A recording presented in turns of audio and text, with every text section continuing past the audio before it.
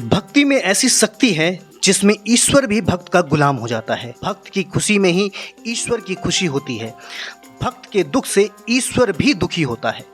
भक्ति और प्रेम की ऐसी ही पराकाष्ठा का नाम था वामाखेपा। मूल नाम वामचरण चट्टोपाध्याय। पश्चिम बंगाल के वीरभूमि जिले में जन्मा ऐसा संत जिसे लोग आदर पूर्वक पागल यानी खेपा कहते थे। उसका पागलपन अपनी माँ तारा यानी माँ काली का शमशान स्वरूप के लिए ही था।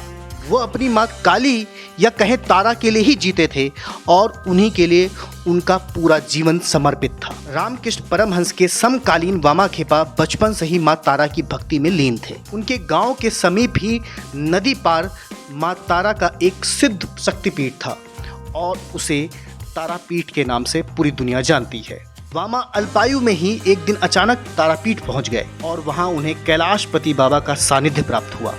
कैलाशपति बाबा ने उन्हें तंत्र, योग और भक्ति से परिचित कराया।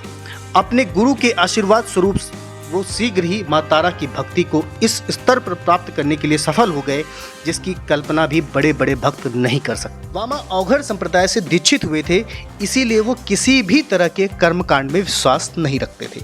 वो दिगंबर अर्थात नंगे ही रहते थे। एक दिन किसी भक्त ने उनसे दिगंबर रहने का कारण पूछा तो उनका जवाब था कि मेरे पिता शिव दिगंबर रहते हैं और मेरी माँ काली भी दिगंबर रहती हैं, इसलिए उनका पुत्र होने के नाते मैं भी दिगंबर ही रहता हूँ।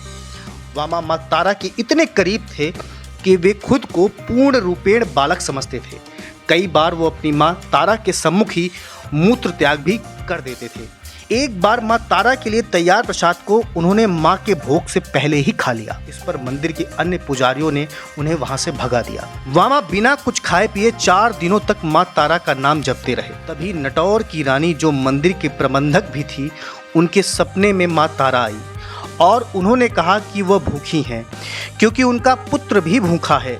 वो तब तक प्रसाद नहीं ग्रहण करेंगी जब तक वामा को खाना नहीं खिलाया जाता। रानी ने अपनी दूतों को भेजकर तुरंत वामा के खाने की व्यवस्था की। इसके बाद से पहले वामा को प्रसाद दिया जाने लगा। इसके बाद ही उनका जूठन माँ तारा को प्रसाद में लगाने की व्यवस्था शुरू हुई।